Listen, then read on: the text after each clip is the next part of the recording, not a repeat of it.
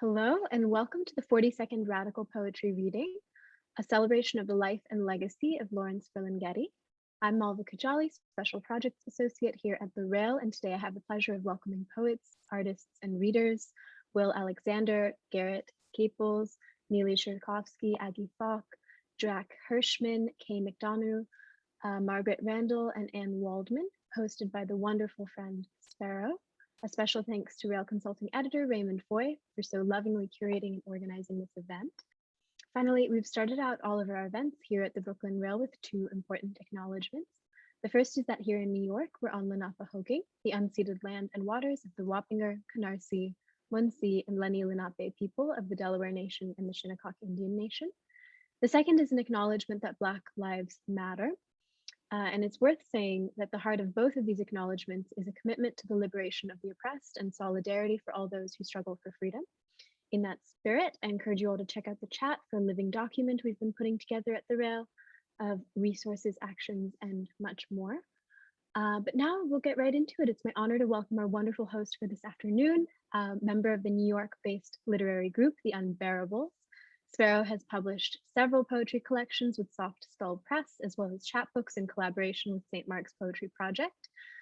He's served as the editor for the literary journal Big Fish, and he's famously been published in the New Yorker after picketing their offices in 1996 while holding a sign reading, "My poetry is as bad as yours." He's also famously been published in the Quarterly, the New York Times, and many others. Sparrow lives with his wife in the hamlet of Phoenicia, New York, in the heart of the Catskill Mountains. And take it away.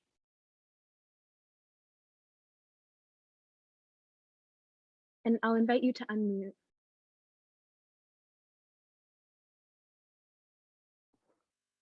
Perfect. Now you hear me? Yeah, take it away. Unbelievable. My poems are easy to understand, Lawrence Ferlinghetti told me. Any fool can understand them. Lawrence was very definitive that he was not a beat poet and would loudly express his admiration for T.S. Eliot, perhaps to scare off beatniks. He would not mention this, but he also had a PhD, which is not terribly beat. This seems impossible, but Lawrence opened the first all-paperback bookstore in the United States, City Lights Books, in 1953. He co-founded the shop with Peter D. Martin, a student at San Francisco State University. They each laid out $500.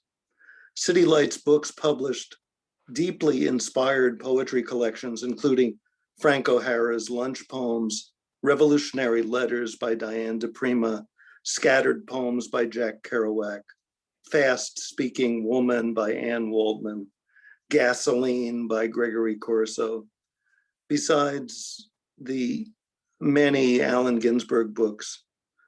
These were beautifully designed volumes, perhaps influenced by Russian constructivists. The books literally fit in the pocket. They are called the Pocket Poet series and were affordable even to a dishwasher. The first edition of Howl and Other Poems sold for 75 cents. Ferlinghetti made a living for decades by trying not to make a profit. Ferlinghetti was an artist, an entrepreneur, an activist, novelist, poet, publisher. I wonder if Lawrence's service in World War II, he was captain of a submarine chaser in the Normandy invasion, built up his courage. In 1957, Ferlinghetti was arrested for publishing Ginsberg's Howl and Other Poems. The charge was obscenity, but Lawrence won. How do you make a bookstore into a tourist destination? You must create a myth. And Lawrence's myth was entirely deserved. Lawrence's achievements were so great, he became almost invisible, like a Catholic high school. My father was born the same year as Lawrence, 1919. They both had moderate habits and similar politics, though Ferlinghetti was an anarchist pacifist, and my dad has taken to calling himself the last Bolshevik. Oh, wow. Lawrence lived to the age of 101, dying this year, February 22. My father is still alive at 102. One pleasure for aging leftists is outliving their enemies. It is perhaps not a paradox that someone with a PhD from the Sorbonne would write some of the great 20th century poems with working class diction. His PhD was in comparative literature on the subject of the city as a symbol in poetry. In 2002, Ferlinghetti came to Woodstock, New York, near where I live, to be part of the poetry festival. I interviewed him for the local magazine Chronogram. Here is some of our conversation. I mentioned to him Frank O'Hara's theory of personism, that you should address a poem to the person you love the most. I can imagine that your poems are written that way, I told him. Lawrence said, no, they're addressed to as wide a public as I can potentially reach. This is where my poetics are totally different from all the beats, except Alan, he continues. Alan was a huge, what I call public surface to his poems. He was a great communicator, but most of the beat poetry didn't have that much public surface. It was kind of interesting, this notion of public surface. A lot of the beat poetry was private conversation between the poets or private thoughts, which most poetry is. He says, practically all my poetry has the public surface.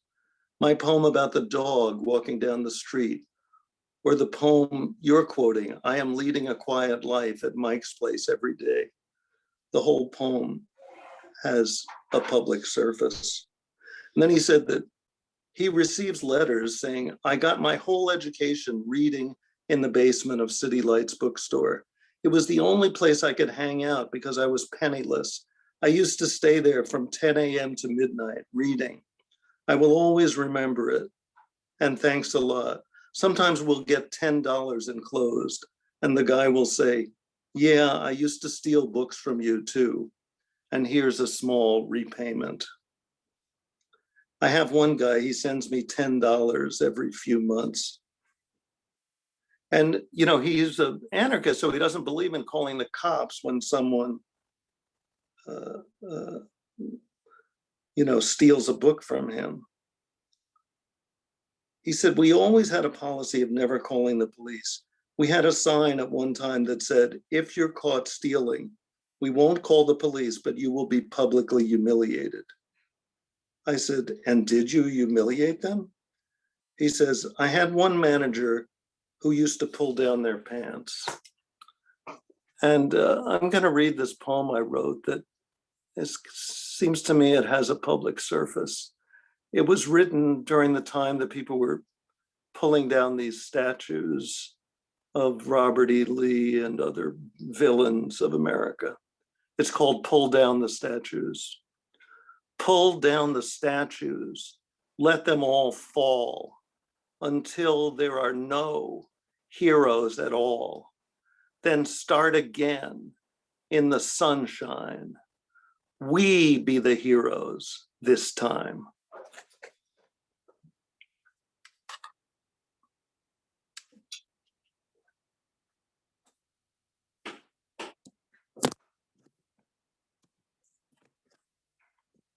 That's the end of my speech. Thank you so much, Sparrow, for that beautiful introduction and invocation. I love that the public surface of the poem, the public humiliation. So next up is writer, translator, photographer, and social activist Margaret Randle. She's published more than 150 books of poetry, essay, and oral history. Among her most recent poetry collections are The Morning After, Poetry and Prose for a Post-Truth World, Against Atrocity, and Times Language. A memoir, I Never Left Home, Poet Feminist Revolutionary, was published just last year by Duke University Press And in March of last year, AWP named her recipient of the year of its George Garrett Award, among many others. Margaret, take it away. Thank you, Malvika. Thank you, Brooklyn Rail, for inviting me to participate today. I really love being here with such significant poets and old friends and new friends. So my most significant time with Ferlinghetti was when he visited me in Mexico in September of 1968, which some of you will remember was the time of the Mexican student movement. Larry wanted to take a trip to the provinces to see how students and others were engaging with the movement there. And so I said, yeah, you provide the gas and money for a hotel, and I'll provide the car and the kids. And we drove to Oaxaca. We spent a few days there. And I remember long lunches at a sidewalk cafe, my 3 young children playing around the table, the 4th yet to be born. I remember we walked the city talking to demonstrators, Larry's forthright questions, and also his encouragement. For that reason, I've chosen to read his Beatitudes Visuales Mexicanas, which were written 7 years later.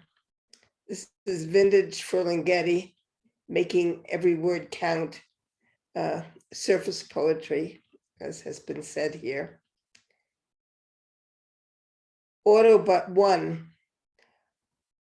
Autobus on Paseo de la Reforma with destination signs, Bellas Artes, Insurgentes, exactamente, just what's needed.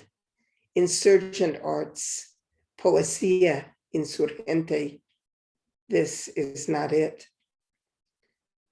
Bus to Veracruz via Puebla and Jalapa, adobe house by highway with no roof and one wall, covered with words, La Luz del Mundo.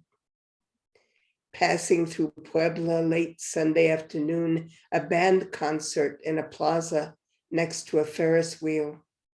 I've passed through many places like this.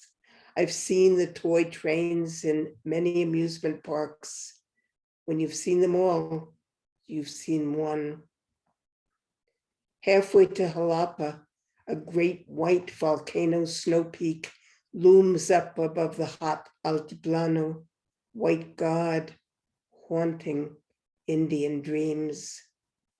A boy and 3 burros run across a stubble field away from the white mountain. He holds a stick. There is no other way. Deep yellow flowers in the dusk by the road, beds of them stretching away into darkness. A moon, the same color, comes up. As the bus turns and turns down the winding hill, moon swings wildly from side to side. It has had too many pathetic fallacies written about it to stand still for one more time.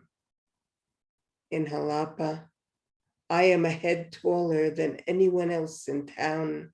A foot of flesh and 2 languages separate us. At a stand in the park at the center of Jalapa, I eat white corn on the cob with a stick in the end, sprinkled with salt, butter, grated cheese, and hot sauce. The dark stone Indian who hands it to me has been standing there 3,000 years.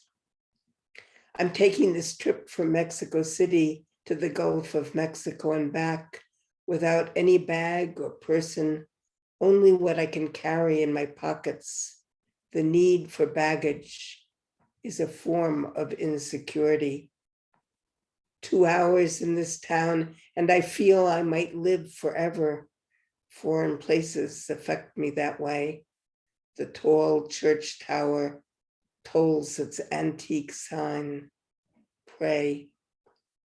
In early morning, in the great garden of Jalapa, with its terraces and immense jacaranda trees, pines and palms, There are blackbirds with cries like bells and others with hollow wooden voices like gourds knocked together. The great white volcano shimmers far off, unreached by the rising sun. Brown men in white palmetto cowboy hats stand about the fountains in groups of 3 or 4, their voices lost to the hollow sounding birds. Along a sunlight white stone balustrade, student lovers are studying each other, novios awaiting the day. The sun beats down hot and melts not the mountain. On the bus again to Veracruz, dropping down fast a flat coast, a tropical feeling, suddenly coffee plantations and palms, everything small except the landscape, horses the size of burros, small black avocados, small strong men with machetes, each still saying to himself, me llamo yo. Thank you. Thank you so much, Margaret. Next to the stage is Garrett Caples. We're so honored to have you. Poet and editor at City Lights Books, he was Lawrence Ferlinghetti's personal assistant off and on for many years, and his latest book of poems, Lovers of Today, will appear from Wave Books in October of this year. Garrett, take it away. Thank you. I'm going to read a couple of poems by Lawrence. I'm glad Margaret took us to 1968 because that's one of the poems I'm going to read is Assassination Raga, which he wrote and then performed on June 8th, 1968, the day Robert Kennedy was buried. And there's a bit in Arabic that I don't really know how to pronounce, and it's kind of corrupted Arabic, I guess. It's a Sufi version of something from the Quran, La ilaha illallah. So I apologize in advance for pronouncing that badly. But this is called Assassination Raga. Tune into a raga on the stereo and turn on Death TV without its sound. Outside, the plums are growing in a tree. The force that through the green fuse drives the flower drives Death TV. A grief ago, they lowered the body soundlessly into a huge plane in Dallas, into a huge plane in Los Angeles, marked United States of America. And soundlessly, the United States of America takes off and wings away with that body. Tune out the TV sound and listen soundlessly to the blind mouths of its motors and a sitar speaking on the stereo, a raga in a rage at all that black death and all that bad karma. La ilaha illallah. There is no God but God. The force that through the red fuse drives the bullet, drives the needle in its dharma groove, and man, the needle, drives that plane of the United States of America through its sky full of shit and death. And the sky never ends as it wings soundlessly from those fucked up cities we'd rather not remember. Inside the plane, a wife lies soundlessly against the coffin. Engine whines as sitar sings outrageously. La ilaha illallah.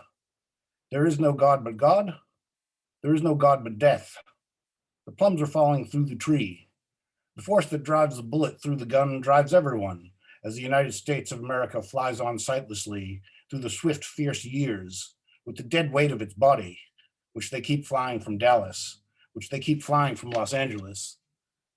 And the plane lands without folding its wings, its shadow in mourning for itself, withdraws into itself in death's draggy dominion. La ilaha illallah. There is no God but death. The force that through the green fuse drove his life drives everyone. La ilaha illallah. They are driving the body. They are driving the body up Fifth Avenue past 1 million people in line. We're going to be here for a long time, says Death TV Spielman. The cortege passes soundlessly. Goodbye, goodbye, some people cry. The traffic flows around and on. The force that drives the cars combusts our karma. La ilah el illallah. There is no God but death. The force that drives our life to death drives sitar too, so soundlessly. La ilaha el illallah. And they lift the body. They lift the body of the United States of America and carry it into a cathedral, singing hallelujah, he shall live forever and ever. And then the body moves again down Fifth Avenue, 57 black sedans after it. There are people with roses behind the barricades and bargain basement dresses. And sitar sings and sings nonviolence. Sitar sounds in us its images of ecstasy, its depths of ecstasy against old dung and death. La ilaha el illallah, la ilaha el illallah. The force that strikes its strings strikes us, and the funeral train, the silver train, starts up soundlessly at a dead speed over the hot land, an armed helicopter over it. They are clearing the tracks ahead of assassins. The tracks are lined with bare faces. A high school band in New Brunswick plays the battle hymn of the Republic. They have shot it down again. They've shot him down again and will shoot him down again and take him on a train and lower him again into a grave in Washington. La ilaha illallah. Day and night journeys the coffin through the dark land, too dark now to see the dark faces. La ilaha illallah. Plums and planes are falling through the air. La ilaha illallah. As sitar sings the only answer. Sitar sings its only answer. Sitar sounds the only sound that still can still all violence. La ilaha illallah. There is no God but life. Sitar says it. Sitar sounds it. Sitar breathes on us love. Excuse me. Sitar says it. Sitar sounds it. Sitar sounds on us to love, love, and hate, hate. Sitar breathes its Atman breath in us. Sounds and sounds in us its lovely om. La ilaha illallah. At every step, the pure wind rises. La ilaha illallah. People with roses behind the barricades. That's from Lawrence's book, The Secret Meaning of Things. And I want to just read one more. This is from a later book. And I feel like Lawrence's later work is, gets a little neglected, so I like to dig into it now and again. This is from a book called How to Paint Sunlight that came out in 2001. And this is as close as Lawrence gets to like a really personal poem, I feel like. And he didn't remember this poem. I interviewed him for the Paris Review, and he couldn't really see anymore. And I read him this poem, and he cracked up right at the line that cracks me up. And you probably recognize it when you see it. So this is called Mouth. I'm tired of my mouth. It's too small and doesn't say enough, doesn't sing enough, and it doesn't emit light like your eyes. It's always clamming up when it should be singing or sounding off. It's thin-lipped and stubborn. It's essentially a closed mouth. I've been trying to open it wider all my life. There's just some things it can't say, though the heart prompts it. It's a mouth with an overbite, although it never bites anyone alive, just dead animals, and it used to eat everything in sight. It's had various battles with dead cows, pigs, lambs, rabbits, buffalo, and birds of various feather, and always succeeded in chewing them up. He's a real asshole, this mouth. A proto-fascist playing censor, always suppressing some thought instead of liberating it. This mouth of mine, always opening and closing at the wrong time, speaking out when it should be holding his tongue. His sharp little tongue, added to the fact that I am always putting a foot in it. This mouth of mine has been through a great deal, but it never learns. It just keeps saying the dumbest things, the stupidest things in several languages which it always acts as if it knows fluently. What a farceur, what a mimic, what a copycat, what an outright fraud. It's not a bad mouth, though he's bad mouths some people. It's not a loud mouth anyways. It's just trying to be a good mouth to perform its essential function. And why not? It has to eat to live, but does it have to talk also? Perhaps I'll join the Trappists. All I know is I'm fed up with this mouth that's been feeding me all these years, that's been kissing people for me and trying to do a lot of other things to people on my behalf. Anyway, I'm stuck with it. There's no changing it. I can't sew it up. So what am I to do with it except keep accepting what it eats for me, what it says for me? And who knows, maybe someday it'll break right open and blurt out some great poetry in some primal tongue, made of love and light and dung, some great immortal song no human ever heard before, nor ever sung. Thank you very much. Thank you so much, Garrett. And now it's my honor to welcome Neeli Cherkovski, poet, memoirist, literary chronicler, and editor. His latest books of poetry are Hang on the Yangtze River and Elegy for My Beat Generation. He's a biographer of Charles Bukowski and Lawrence Ferlinghetti, very appropriate, and the recipient of an American Book Award and the Josephine Miles PEN Award. Neeli, the floor is yours. And I'll ask you to turn on your microphone. So you should be able to turn on your microphone. It'll pop up just as a button that the host is asking you to turn on your microphone. How are we? Thank you. There Great. we go. So I have a tribute I wrote for Lawrence, and I have to say, in the last year or so, I flew to Chicago to do a tribute for him. I've done a lot of Zoom things and a lot of personal meditation about Lawrence. I want to say a couple of things just from the last 15 minutes. Lawrence actually received a doctorate de la university. He made it very clear to me, I didn't get a PhD, I got a doctorate at the university. It was what you gave to GI vets. And that's number one. And number two, and Garrett made a statement that this is about as close as Lawrence gets personally. I had just read the other day a letter from Ginsberg to Lawrence in 1963, and he's recommending that Lawrence go away and sit down and write more personal poems, because all his life, Lawrence wanted the approval of Allen Ginsberg for his poetry. He certainly had it as a friend. And then the other thing is, it occurred to me as I think when Margaret was speaking, a couple of things. One is Lawrence went to Mexico City. Imagine, a lot of us knew a guy who went to Mexico City in 1938. There were 1 million people. There's 38 million people there now.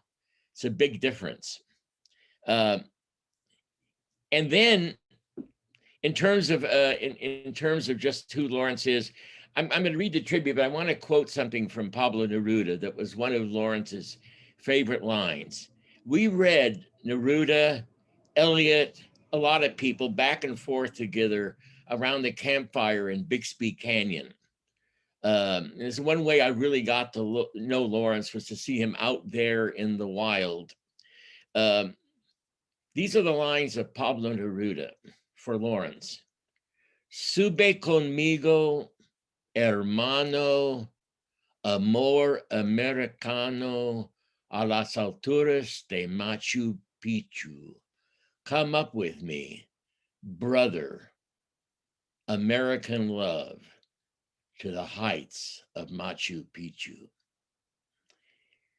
So Lawrence loved Neruda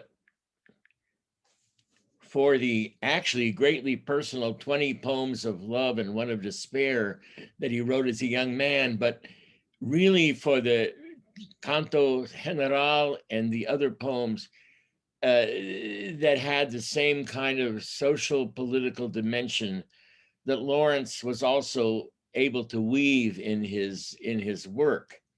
So the lyrical and the social kind of met each other. He really lived by Jacques Prévert's idea that a poet can be a seer as well as a seer.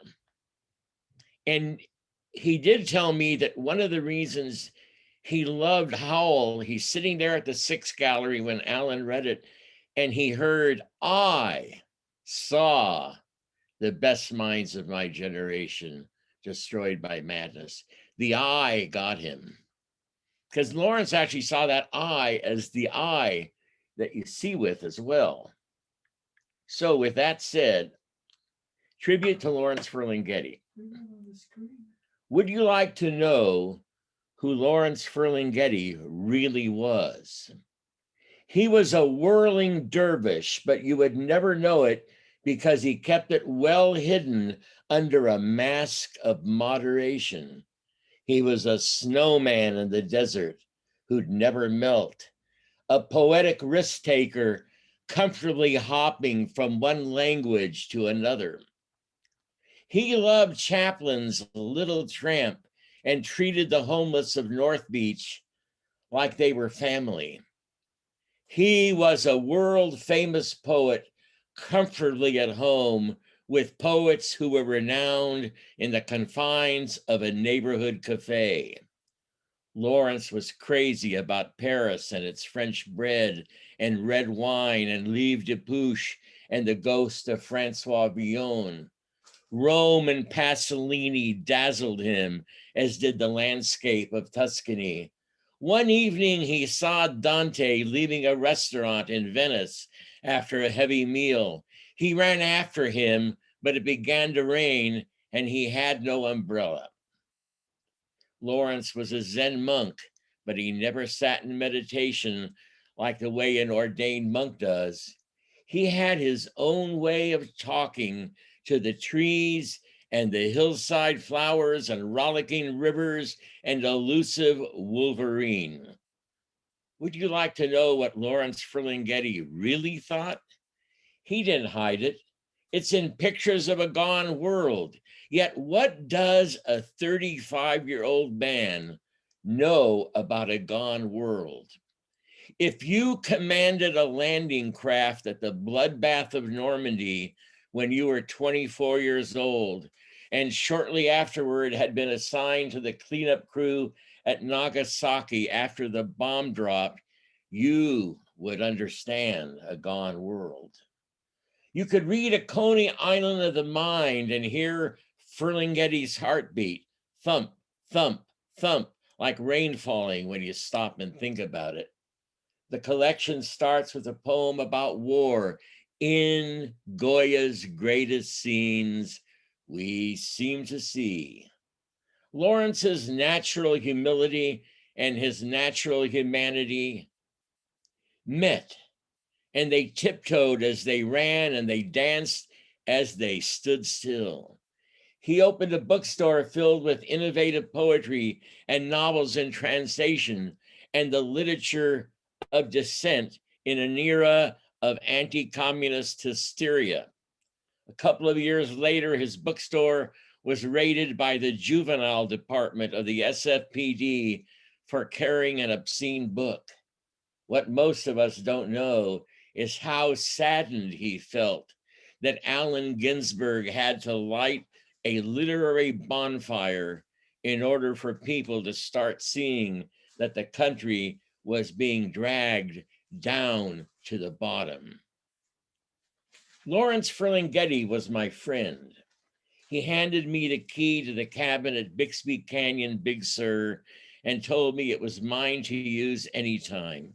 You can carry your name to the outhouse and carve it on the wall, just like Allen Ginsberg and Jack Kerouac, he instructed. A few years back, when I was in New Orleans for a literary conference, Agneta Falk called to say Lawrence wanted to speak to me. I got on my cell phone and dialed his number. He was just about to turn 100 years of age. He told me, "You have no idea of the influence you've had on so many people." I told him he was talking about himself. And then there was a long pause. I broke it by saying, "I love you, Lawrence." And he replied, "I love you too, Neeli."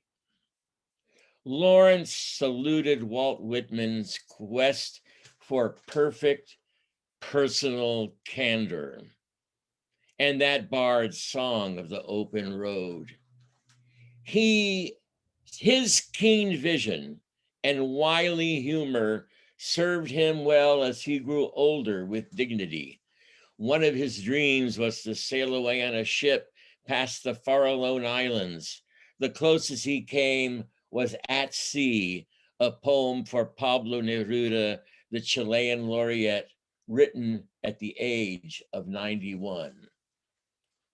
This exceptional man, not only a poet, not only an artist, not only a bookseller, but also an outspoken advocate for progressive ideas, wrote a great poem, Pound at Spoleto, describing the poet's last public reading. It's just like Ferlinghetti to cross political boundaries. He understood a great poet could also be a person filled with the hurts and pains everyone else possesses. Lawrence negotiated spontaneously and poetically through the tempo, the tempest, and the temper of his times. In his labors, he gave renewed vigor to our language. Because poetry cannot hope to dumb down, he helped make us smarter through his lifelong work as a poet and publisher. He helped lengthen our days. Ciao, bello, amici. Thank you. Thank you, Neeli, for that beautiful, beautiful eulogy and tribute. Next up, it's my pleasure to welcome poet and painter Aggie Falk. She grew up in Sweden, moved to England, and has lived in San Francisco since 1998. With friends, she directs Live Worms Gallery in San Francisco's North Beach neighborhood, and her most recent book is Heart Muscle. I'll drop a link in the chat. She's a regular figure in the San Francisco and international poetry scenes, and here to read for us today, Aggie Falk. Thank you very much. Actually, I don't direct Live Worms anymore, but that's okay. And thank you, Neeli. That was a wonderful tribute. And I agree that At Sea is one of Lawrence's greatest poems. And I read it actually recently. But today, I also want to say that I miss Lawrence very much. And what stays with me is his increasing tenderness at the end of his life. He became so tender in words and gestures. I've chosen to read Constantly Risking Absurdity. The problem in reading it is I hear Lawrence's voice behind me all the time, but let's see. And then I'm going to read a short poem I wrote to Lawrence some years ago. Anyway, Constantly Risking Absurdity. Constantly risking absurdity and death whenever he performs above the heads of his audience. The poet, like an acrobat, climbs on rhyme to a high wire of his own making, and balancing on I-beams above the sea of faces, paces his way to the other side of day, performing entree chats and slate of foot tricks and other high theatrics, and all without mistaking anything for what it may not be. For he's a super realist who must perforce perceive taught truth, who must, before the taking of each stance or step in his supposed advance towards that still higher perch where beauty stands and waits with gravity to start her death-defying leap, and he, a little Charlie Chaplin man, who may or may not catch her fair eternal form, spread-eagled in the empty air of existence. And now I'm going to read Blue Eyes in memory of Lawrence Ferlinghetti. What blue eyes do you have? The color of an infinite sea or a sky raised from all corners of the world. The better to see the light strewn all over the streets, words lifted out of a brush with big, hearty strokes. And many times around your kitchen table are spoons in bowls of bonhomie and poesy. Hearing your chuckles at the absurdity of it all as you enter the Hall of Fame with a humility and grace that still echo within us all. whether it comes from your brushstrokes or your pen. Thank you.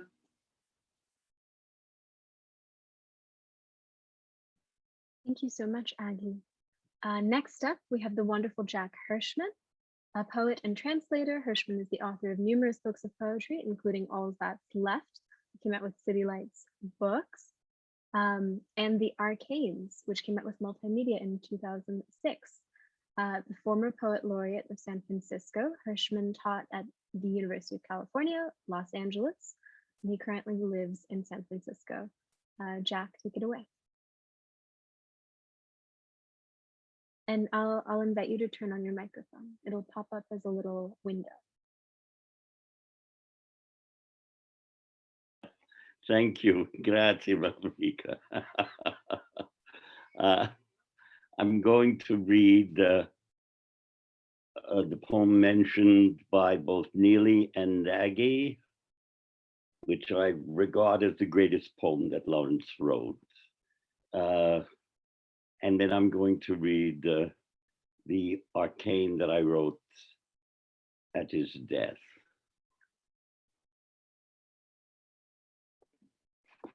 This was published at sea, was published in the revolutionary anthology, The Revolutionary Poets Brigade. At Sea for Pablo Neruda. The sea through the trees, distant and shining, the dark foreground, a stone wall with lichen, an old salt sits staring out at the sea. A wind sways the palms infrequently.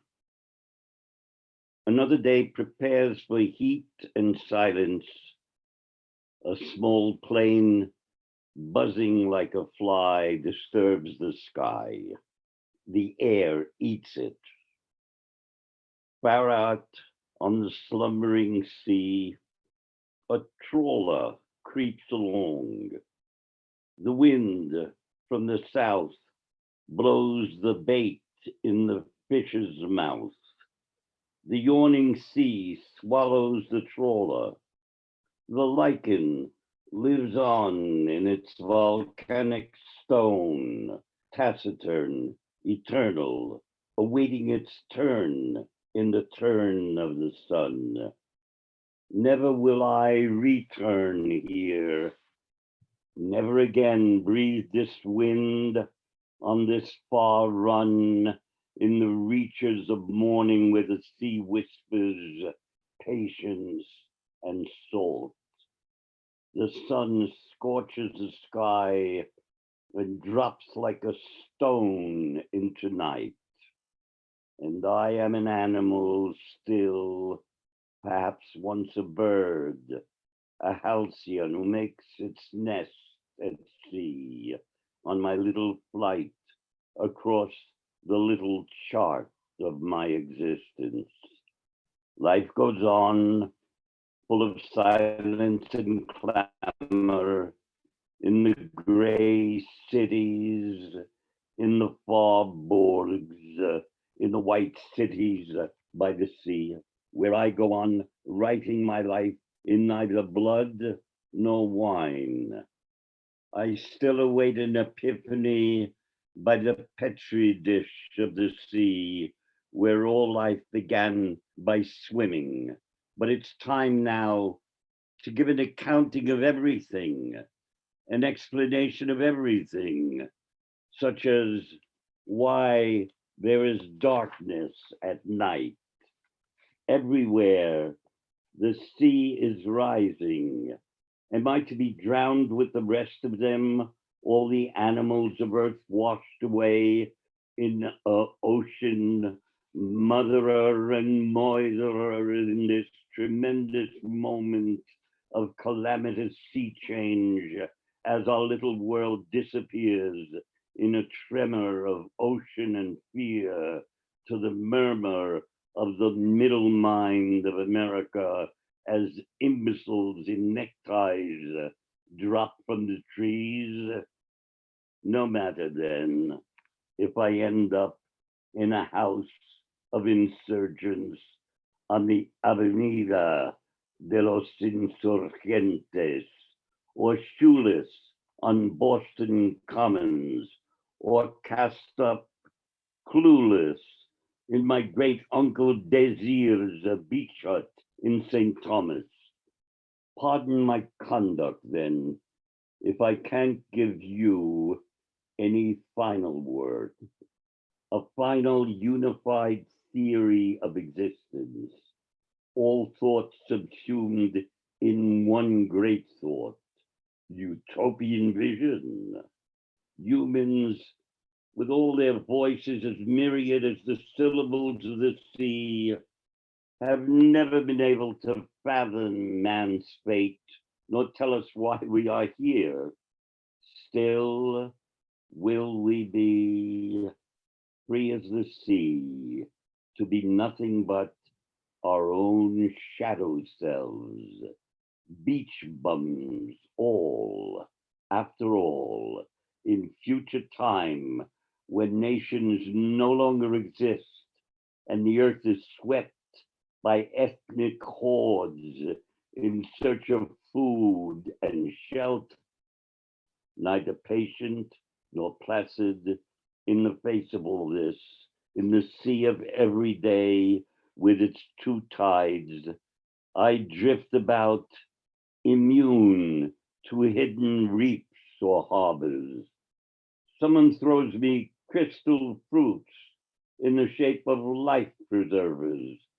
Others wave from distant strands, goodbye, goodbye, beached at last, bleached out, I would to the woods again, with its ancient trees that sing like sitars in the wind, wordless ragas, shipwrecked ashore at the mercy of avaricious gulls. And yet, we are still not born for despair. Spring comes anyway, and a gay excursion train appears. The ancient conductor with stovepipe hat and gold pocket watch greets us like long-lost passengers, gracing us with wreaths around our necks as arms of lovers insanely embrace us. Is there anything more to be said before they carry us off as dead while we're still dreaming, still in search of the bread of the word cast upon the waters, the dough that rises in the yeast of speech, in the written word, in poetry, tracks upon the sand, left by corralled bands of animals, cornered by mistakes and habitudes, and trains taken to mistaken destinations, or trips taken or not taken with angels of love to lower latitudes. Between two waves, the ocean is still, a silence of ages, lasting but a moment.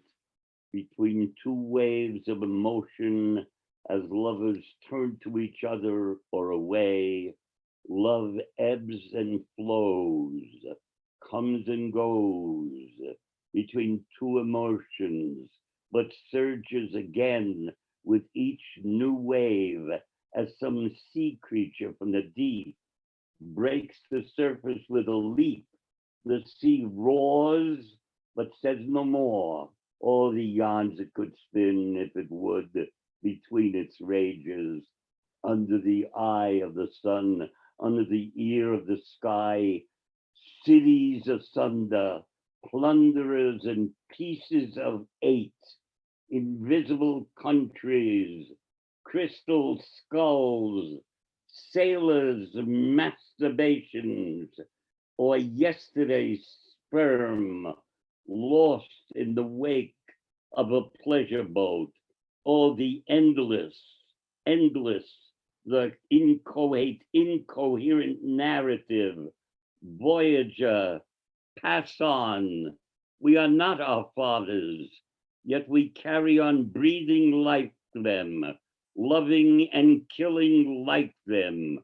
Away then, away in our custom-built catamarans over the hills of ocean to where Atlantis still rides the tides, or where that magic mountain, not on any map, read in radiance, still hides.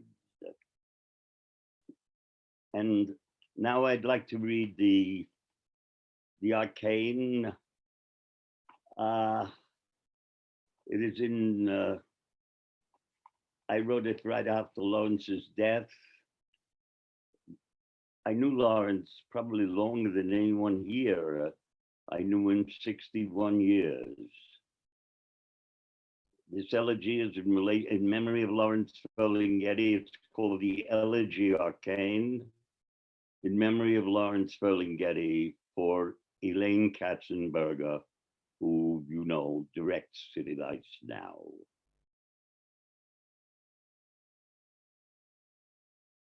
Addio, Lawrence, for works well done, for the poems and paintings, and the stands taken for causes in need of spreading the word. You populist, anarchist, commonest for redbirds and black to fly into and out of. You've long been honored. And now that you belong to what ages are left in this holocaustic pandemic for us all, we know that your passing has left the world angelically filled with the light of all you've been. A fighter, but reticent, a righteous warrior, but gentle of spirit. That's why the night of the day you died, I was embraced by an angel who loved you so much, she kept you breathing by way of her own breathlessness, and is now transfigured in the modesty she's brought to you, who first brought it to her, who can now show the world the glory of the book we all know, despite burial or cremation or any number of ways your death is described, the book which is opened at the cover and into whose depths you are lain, not to be buried at all, but to be read and read and read.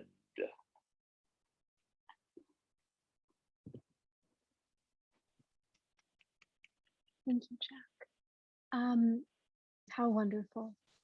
Next up, we have poet, publisher, playwright, and educator, Kaye McDonough, the author of She Stag and the Tiger of Vanuatu, LA Review of Books, 2018. She's been a lecturer in writing and in poetry, a publisher of Greenlight Press, and is currently at work on a memoir of North Beach, San Francisco, 1965 to 85, The Spell of Bohemia. Kaye, take it away. Okay, also known as Joe Gould's secret, for anyone who knows that. Well, I'll tell you, I had such an experience, and it was, and I'll just read this letter and you'll get the idea here. This was in 2015.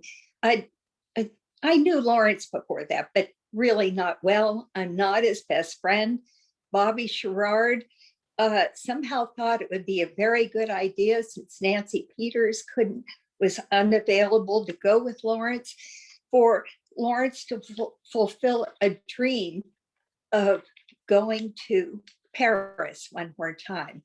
Oh, and here's a letter he wrote to Sylvia Beach Whitman, who's the daughter of George Whitman. I think people know this, who had resurrected Shakespeare and Company after its closing during the occupation of Paris in World War II. This is May 25th, 2015. Dear Sylvia, who proved to be a mainstay to him, really, I'm exploring the possibility of coming to Paris for 2 weeks, starting July 15th, and I'm wondering if you and David will be there during that time. And he inquires about hotel recommendations. And he said, an old friend, not a girlfriend, Kaye McDonough, may come from New York and could stay in the same hotel. I mean, my goodness. So I had this wonderful opportunity to go to Paris with Lawrence Ferlinghetti, and he wrote me on May 26th. I bought my ticket, and he was all excited about going to Charlie de Gaulle. Then we had a little update here on July 2nd. Dear Kaye, I went to the New Huge Young today to see the Turner exhibition, and the walking was just too much. At 96, my legs have given out, and I am using a ski pole to get around. My eyesight is also bad, both glaucoma and macular degeneration, so that I can hardly see to type this. Nevertheless, I'm getting on Air France and hoping for the best. Until then, well, I hope for the best too. I thought, oh no.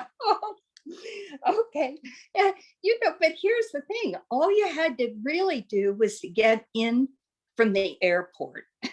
So I have a lot of thoughts on this. I'm going to limit them. We're nearing the end of this wonderful reading. So I want to say, if what follows seems out of chronological order, well, I'm following the advice I heard Lawrence give to Sylvia about her bookstore, that it should be as her father had it, not too well lit, not too clean, and disordered, inviting exploration. So it's a little disordered. Here we go here. He wanted his daughter to join him, which he did, and he had some places that he wanted to take her. How I came to see it was that he was going to Paris, a Paris for him, before he was Lawrence Ferlinghetti. He was Lawrence Ferlinghetti, but he wasn't Lawrence Ferlinghetti yet.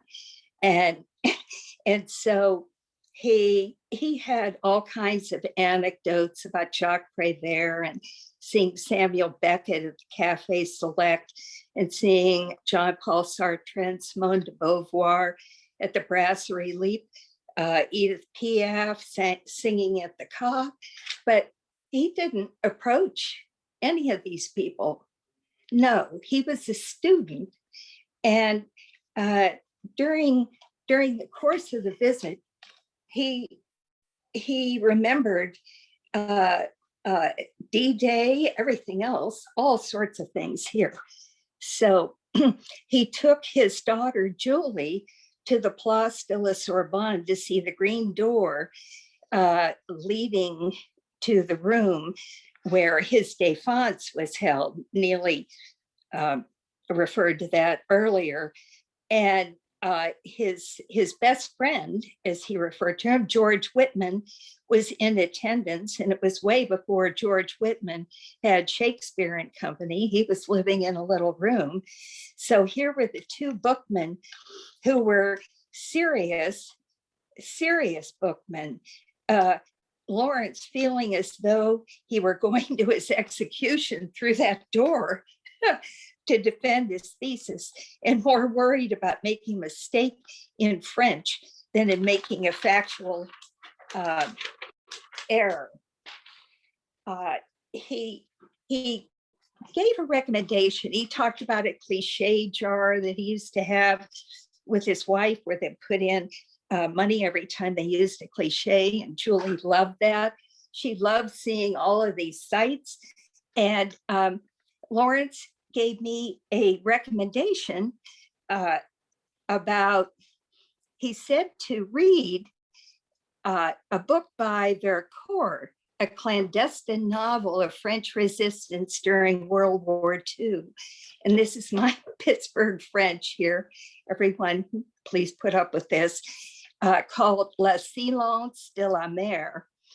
And in it, there are wonderful quotations. One of them is, "The spirit never dies. It has known it all before. It is born again from its ashes." He speaks of rooms having souls.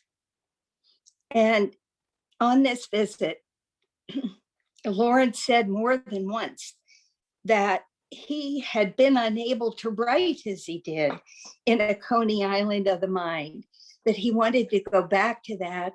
He wished he could, but he was in a certain frame of mind when he wrote it. And as he put it, he said, "I was new to life and to Paris and to all of it." So he did get to take Julie to the places that he wanted her to see. And one day, he and I took a long trek. It seemed very long. It's a very hot day, and he had his collapsible REI walking stick. He didn't want to look like an old fogey in some motorized wheelchair or some darn thing. He wanted to walk it, and he walked this entire way to the Medici fountain. And I don't know if you aren't familiar with it. Look at this. He got a chair. I think this is lovely. And he sat for some time while he wrote happily, asking if I could see any goldfish in the water. And he said they used to be there. And here in pictures, you can hear this. I'll read little parts of it. While still forever in the Luxembourg gardens, in the fountains of the Medici, were the fat red goldfish and the fat white goldfish, and the children running around the pool, pointing and piping, "Des poissons rouges, des poissons rouges." But they ran off, and a leaf unhooked itself and fell upon the pool and lay like an eye winking circles. Silence hung like a lost idea, and a statue turned its head. Then, wanting to read to me another poem, we found it later that day, one also from pictures, beginning with reading Yeats and its final reference to, under Ben Bolban, Yeats's epitaph for himself, with a line on grave diggers in the Yeats poem, "They but thrust their buried men back in the human mind again." I love that. And I'll read for you what was given to me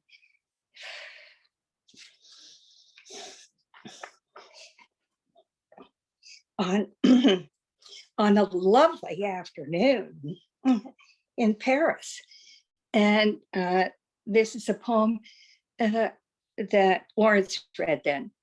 Reading Yeats, I do not think of Ireland, but of midsummer New York, and of myself back then, reading that copy I found on the 3rd Avenue L.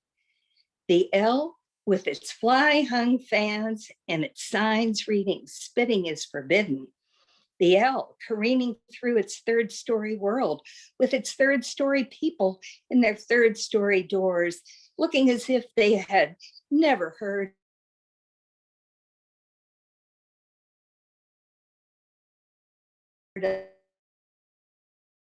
of the ground. An old dame watering her pigpen in his peppermint to go, but Coney Island, or an undershirted guy rocking in his rocker, watching the L pass by as if he expected it to be different each time. Reading Yeats, I do not think of Arcady and of its woods, which Yeats thought dead. I think instead of all the gone faces getting off at midtown places with their hats and their jobs, and of that lost book I had with its blue cover and its white inside, where a pencil hand had written, "Horseman pass by." Thank you so much. Thank you so much, Kaye. This has been fantastic. Calling up to the stage next, poet, novelist, playwright, aphorist, essayist, philosopher, visual artist, and so much more. I forgot pianist, Will Alexander. Will has produced 30 collections across, clearly, as we can see, a multitude of genres. He's a Whiting Fellow and a California Arts Council Fellow, and has been a recipient of an Oakland PEN Award, an American Book Award, and is the winner of the 2016 Jackson Prize for Poetry. Will, take it away. Thank you for having me with this august set of poets. And I wanted to say first off that Lawrence was an incredible person. And for me, he ignited fertility, the fertility of language, of linkage, because through the reading of his work and all the great poets that he published over his lifetime, I was linked to Lamantia, Ginsberg, personally linked to Lamantia particularly, and we were able through that connection, I was able through that connection to, I linked up with other poets like Garrett Caples, and it's led to further blooming, and did lead to the blooming of having a private meeting with Lawrence in his office I'd say about a decade ago, a little over that time. So it's been a fertile relationship. And I wanted to talk about a little bit about his natural poetry. And poetry doesn't have to be complicated or arcane, but it has to feel, you have to feel the words, the commitment of the language that you have at your hand. And I wanted to read a couple poems from the Coney Island of the mind. And it's number 4 in the collection. In a surrealist year of sandwichmen and sunbathers, dead sunflowers and live telephones, house-broken politicos with party whips performed as usual in the rings of their sawdust circuses, where tumblers and human cannonballs filled the air like cries when some cool clown pressed an indelible mushroom button and an inaudible Sunday bomb fell down, catching the president at his prayers. On the 19th green, oh, it was spring of fir leaves and cobalt flowers when Cadillacs fell through the trees like rain, drowning the meadows with madness, while out of every imitation cloud dropped myriad wingless crowds of nutless Nagasaki survivors, and lost teacups full of our ashes floated by.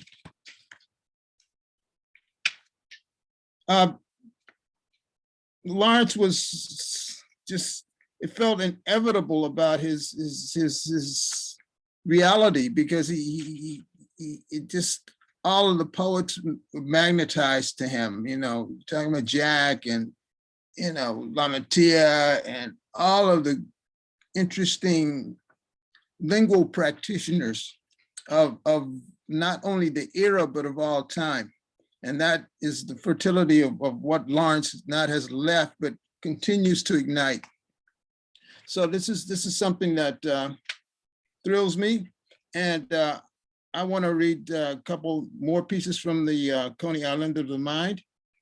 And not like this is number 13, not like Dante discovering a commedia upon the slopes of heaven.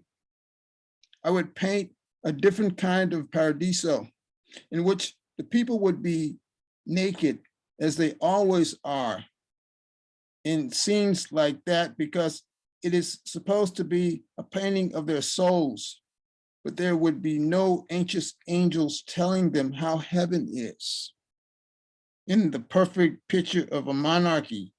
And there would be no fires burning in the hellish holes below, which I might have stepped, nor any altars in the sky, except fountains of imagination. The imagination was so crucial to Lawrence's work and his life. He saved many lives, including mine. I was able to put those pocket poets in my back pocket, literally, and take them out, take these books out on bus stops and absorb single lines like a nutrient. Not to memorize, I don't memorize things, but I absorb the energy from the lines. And these pocket poets, these pocket volumes were very crucial in working with my kind of praxis, where I was able to absorb like single lines and let them exfoliate inside of me, inside of my system.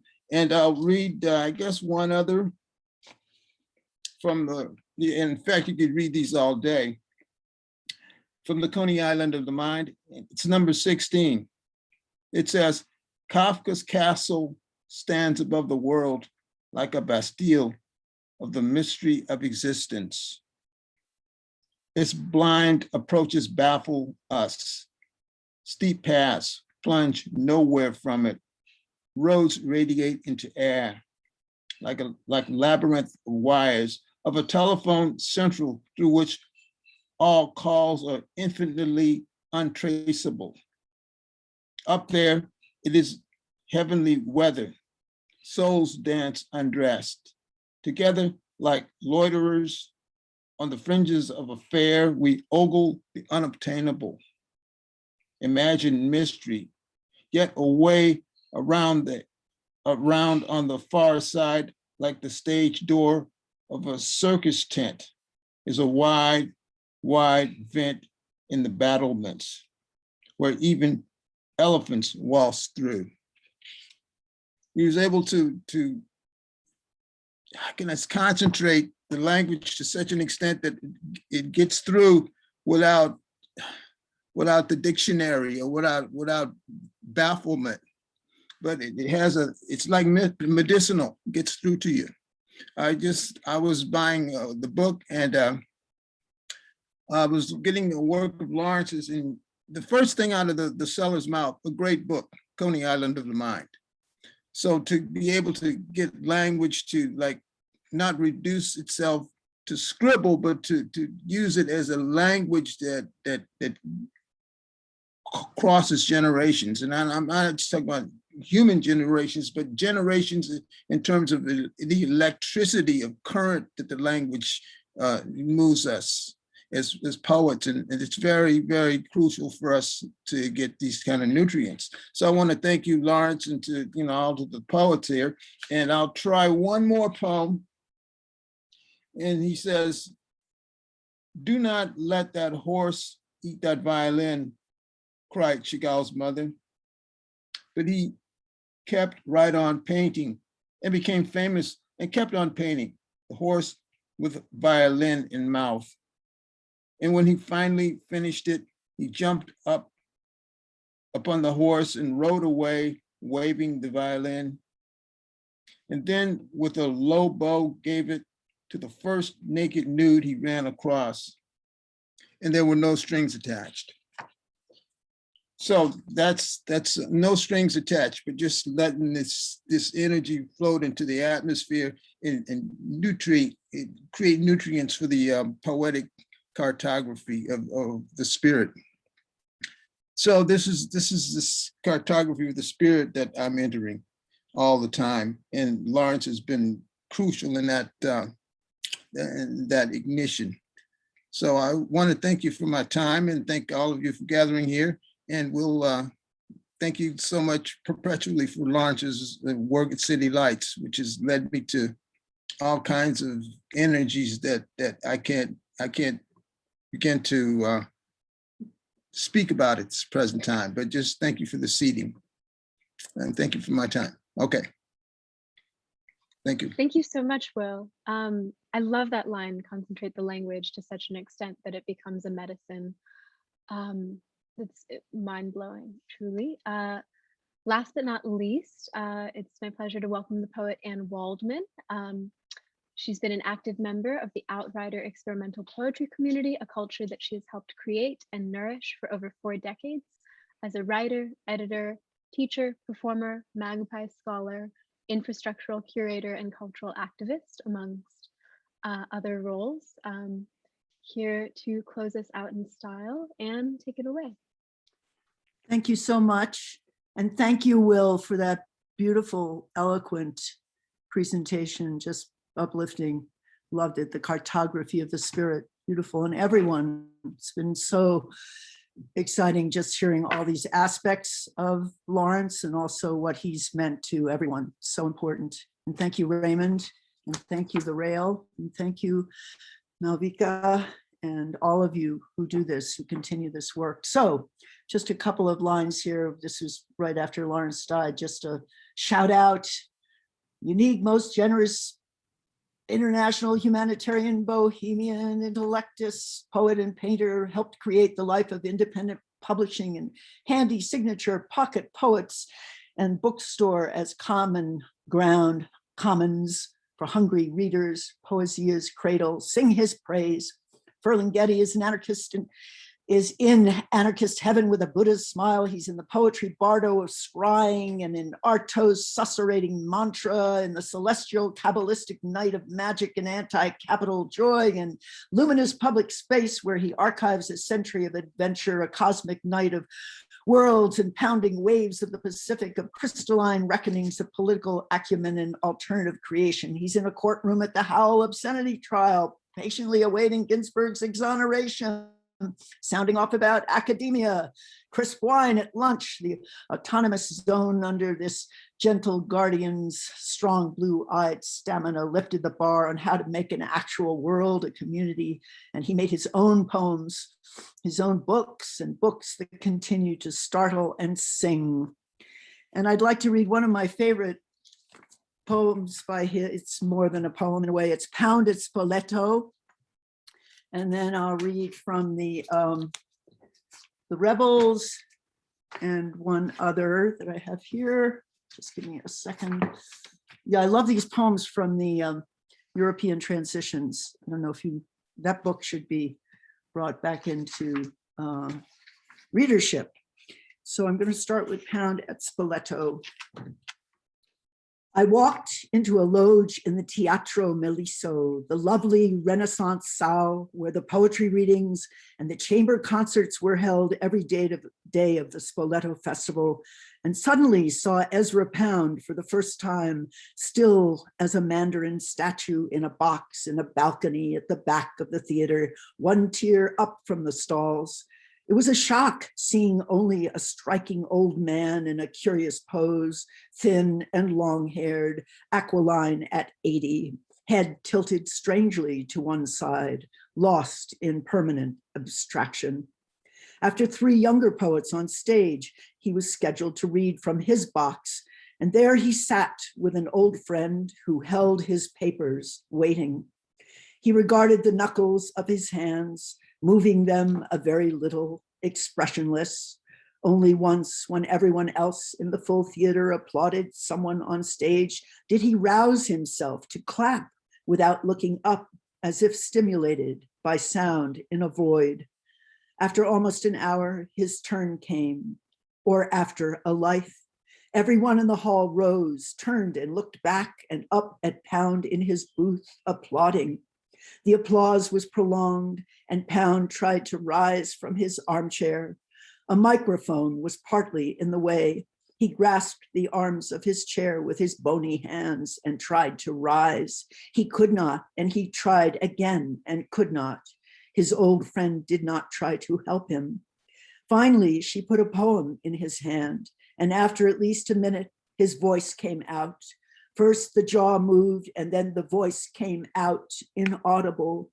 A young Italian pulled the mic up very close to his face and held it there, and the voice came over, frail but stubborn, higher than I had expected, a thin, soft monotone.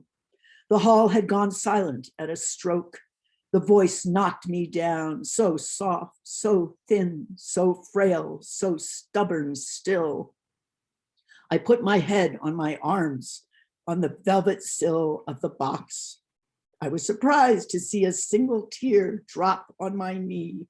The thin, indomitable voice went on.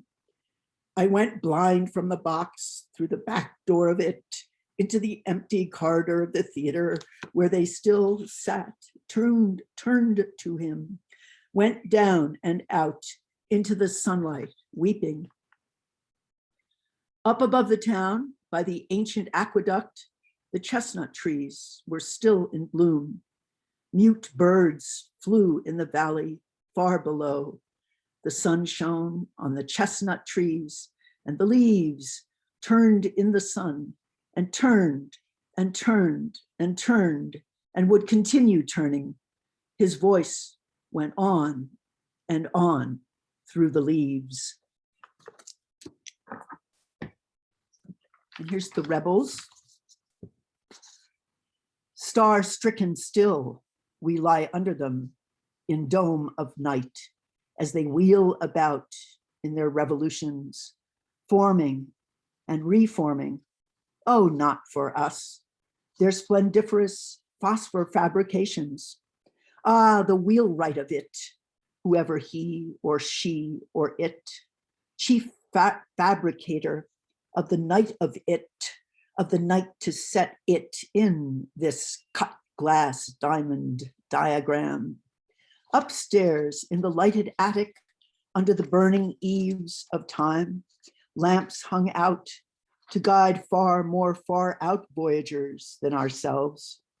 Still antic stars shoot out, burst out, errant rebels, even there in the perfect pattern of some utopia, shooting up, tearing the silver web of perfect symmetry, as in a palm of hand, the perfect plan of line, of life, and heart, and head, struck across of a sudden by one cataclysmic tear. Yet all not asunder, all not lost to darkness, all held together still at some still center, even now in the most incendiary dawn, as still another rebel burning bright strikes its match upon our night. The plow of time. Night closed my windows, and the sky became a crystal house. The crystal windows glowed. The moon shone through them, through the whole house of crystal. A single star beamed down its crystal cable and drew a plow through the earth, unearthing bodies clasped together, couples embracing around the earth. They clung together everywhere, emitting small cries that did not reach the stars. The crystal earth turned and the bodies with it, and the sky did not turn, nor the stars with it. The stars remained fixed, each with its crystal cable, beamed to earth, each attached to the immense plow, furrowing our lives. Lawrence Ferlinghetti. Thank you so much, Anne. What a beautiful way to close us out. I just wanted to say thank you so much, Anne, Margaret, Garrett, Aggie, Jack, Kaye, Will, Sparrow, and everyone for joining us, and of course to Raymond Foy for bringing us all together. We're going to share a little film and some snapshots, friend and family, of Lawrence, and I'd love to invite Raymond to tell us a little bit about them. So Raymond, Thank you, should be able to turn Malvika. on. Now, this was Lawrence's 60th birthday in Washington Square Park in San Francisco. There's Gregory Corso. And that's Pooch in the background, Lawrence's dog. That's Paula, his companion of the time, next to him. And people came and joined us who were not invited, and that's just, the way Lawrence was. Everybody was welcome. Everybody just kind of sat down and had some food and some cake.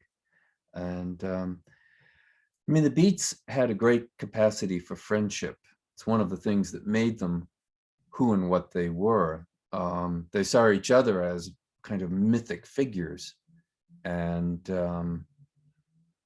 I think today we're all sort of stuck behind these machines, these computers and telephones. And it's important to get out there and, see your friends, make time for your friends, hang out with your friends, the way these people are.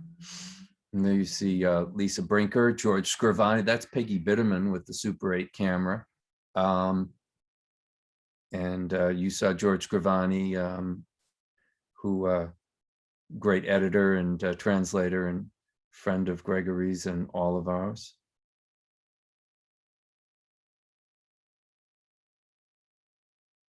This is a Super 8 film. I made quite a few of these at the time.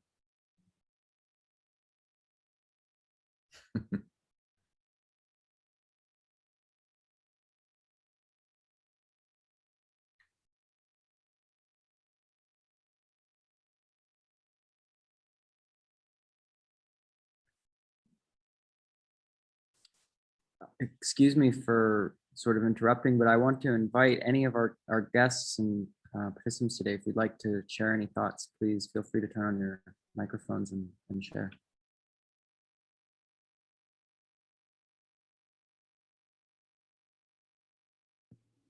I think it should be noted that it's red wine in paper cups.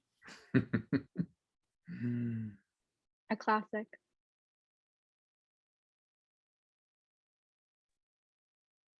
Hey, Nick, this is Joshua here. Charlie, Malvika, Raymond, what's up? Everybody that shared some of Lawrence's work. My first time really hearing of him, but man, he just sounded really connected, man. He was like otherworldly, you know what I'm saying? He spoke almost from an ethereal sense almost, man, which is actually quite riveting, you know what I'm saying? And I think a lot of what he said, went over a lot of people's head in the time, usually how it goes, unfortunately, but definitely, yeah, y'all opened my eyes today. Thank you. Thank you. Thank you, Josh. Thanks, Josh. Thank you so much, Joshua. I will say, Raymond, I love what you said, that the Beats saw themselves as mythic figures, and so we're great at being friends. I hadn't thought about this when we were, programming and putting together this event, but it's really very appropriate to this moment as we start to open up and move back into in-person. So on that note, we have some images that you've shared and Aggie has shared.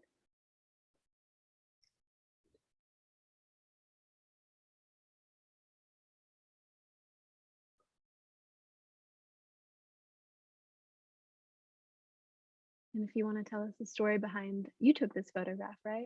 Yeah. Yeah.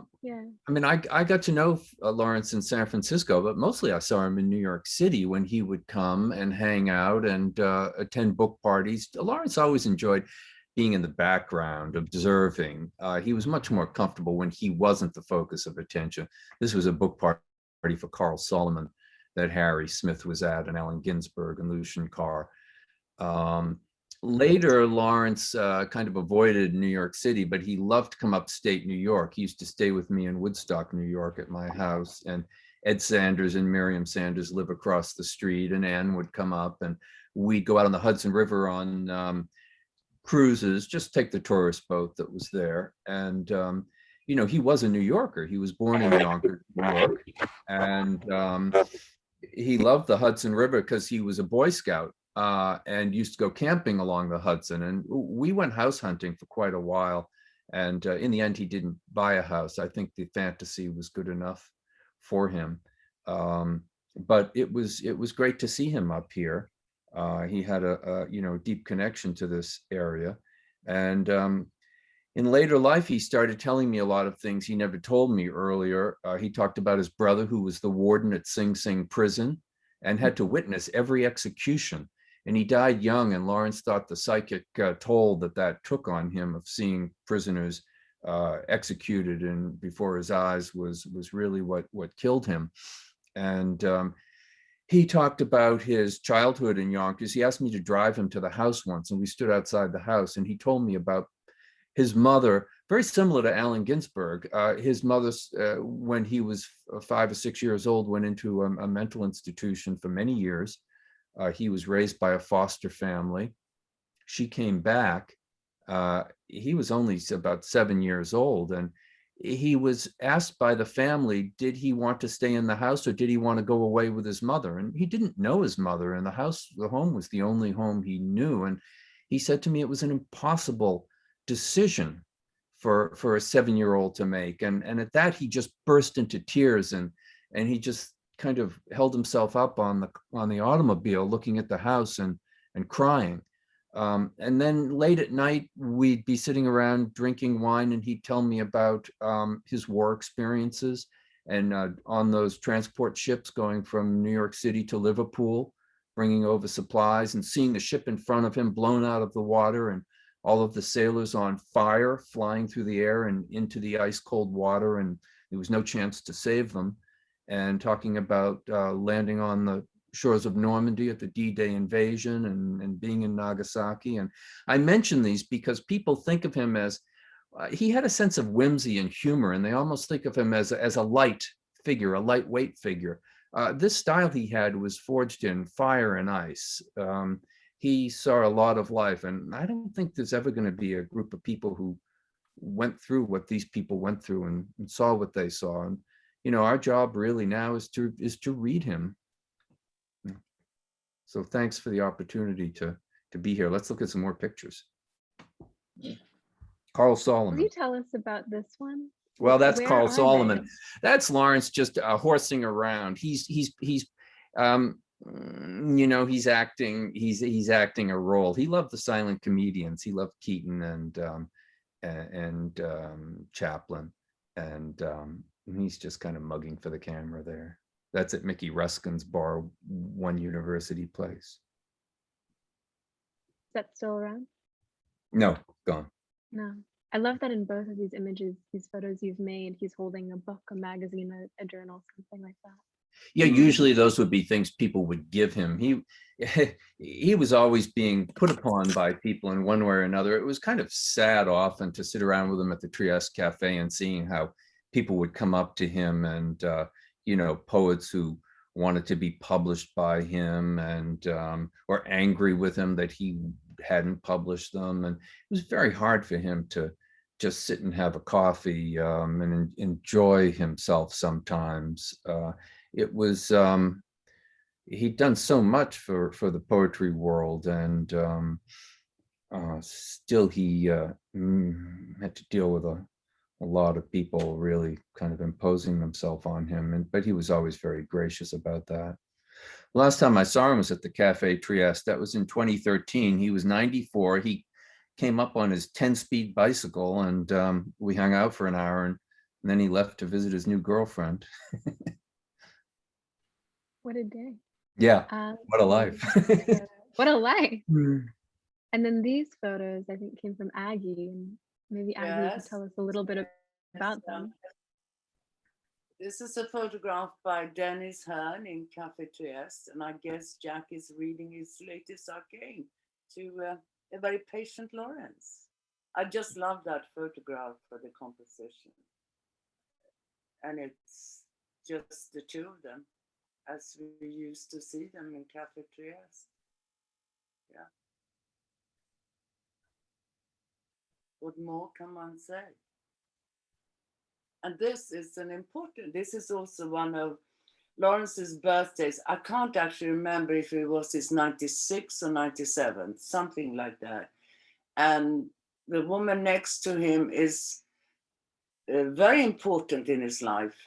Maria Gilardin, I think that's how you pronounce it. And she was his constant companion friend for many, many years.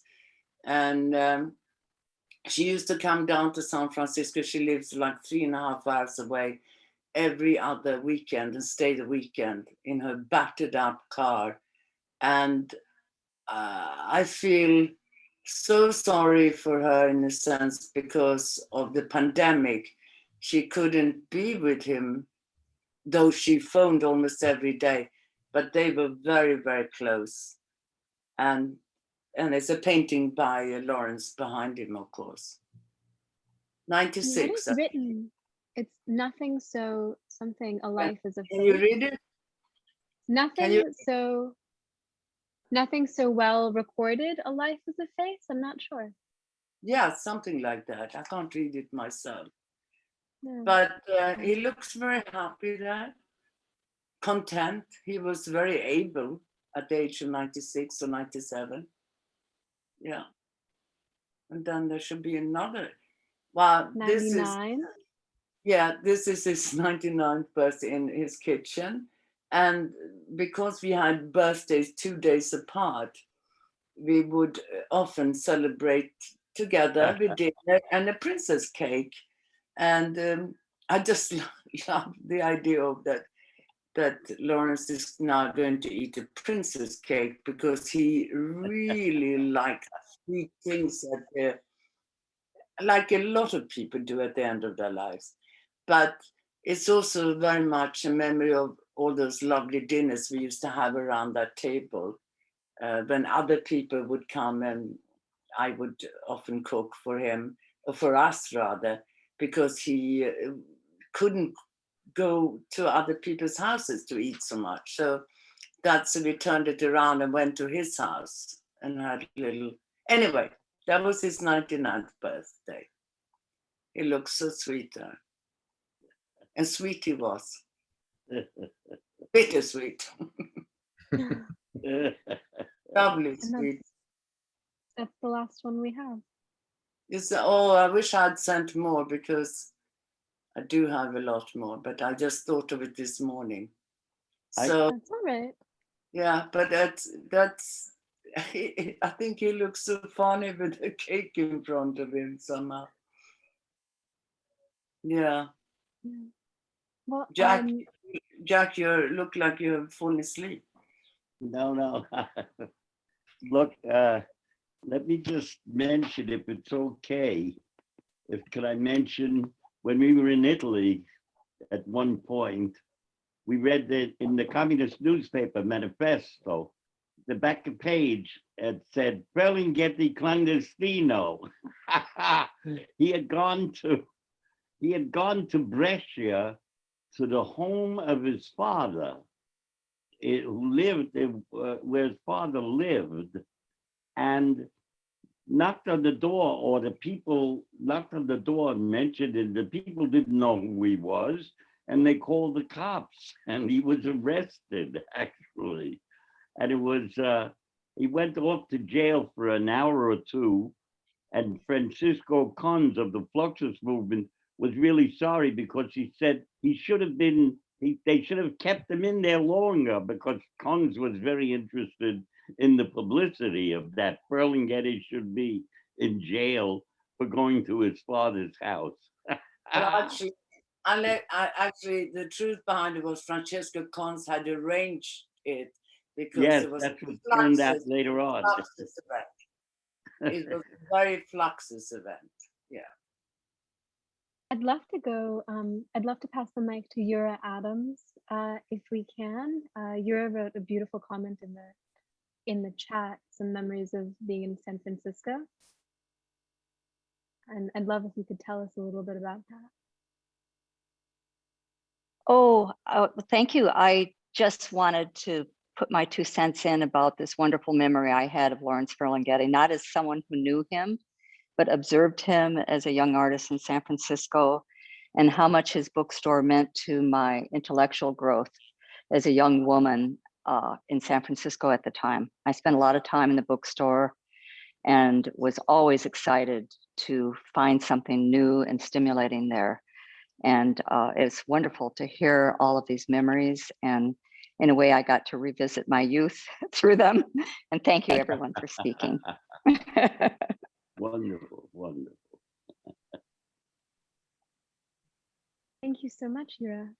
That's incredible. What I loved in the comment is you wrote, city lights as a destination always open at night, a stimulating destination for a young woman who does not feel comfortable going into a bar alone, the way a bookstore can open up the city at night. Yeah, but that's kind of it from our end. I'd love to invite a few words from our publisher and artistic director, captain of this fine ship, Song Vui, if we can. Thank you, Malvika.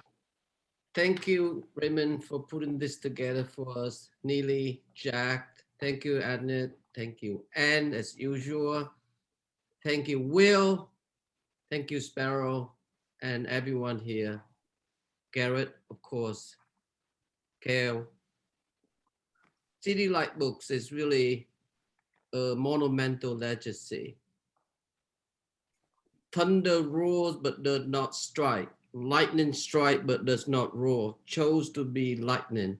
And I think that's a function of the rail, is how we can bridge that tradition and create that beautiful continuum so that the baton can be passed on.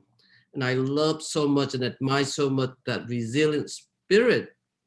How can we resist the academy and mobilize great wisdom and intelligence on the street, on various communities, all walks of life, various backgrounds, that where the real culture is actually real and invested in the most fruitful way. And I never met him, but I learned and read a great deal of his work through my late professor, Stephen Berg, who was the editor of American Poetry Review, who in a way introduced me so many aspects of New York poetry, also in San Francisco and the rest of America. It was very beautiful, and I can only hope that we can sustain this beautiful tradition. And I know that we have gone through this incredible year and a half, have taught us so much that the indispensable, the beauty and the subtlety of our language, and we must walk forth together with greater solidarity to defend it, as it's nearly been abused, vulgarized for a while. And this is so beautiful that we're able to come together, even in the virtual realm. And I know that Raymond is very eager for us to see each other in person, and we will. And the great thing about his legacy is that only the physical Lawrence have left us, but the spirit and the work is here. So let's cherish that and move forward, onward, upward together in a greater solidarity, love, and courage. And thank you, everyone. And I can't wait to see them all. You all very soon. Grazie. Grazie mille. Grazie. Grazie. As always, we'll share the recording of today's reading on our archives as well as on YouTube, so it will be available in a day or two if you'd like to ever revisit. Malvika. Grazie. If you'd ever like to revisit this magical Thank you, space. dear. Thank you, Malvika. Thank you. Thank you. And please join us again tomorrow for a virtual screening of Aggie, a documentary film and portrait of dear friend, art collector, philanthropist Aggie Gund. That will be, as always, at 1 p.m. Eastern. But other than that, thank you all for coming. Your microphones are already on. You can say hello or goodbye to one another. or anything else. Thank you all so much. This has been wonderful. Thanks, everyone. Thank you. Thank you, Raymond. Thank you, Thank you so much, Neeli. Thank you. Thank you. Thank you, Will. Wonderful. Sparrow. Thank you, Thank Raymond. you, for- Sparrow, for organizing it. Thank you, Kaye. Annie, Thank you so much. Lovely way to spend the afternoon. Thank you so much. you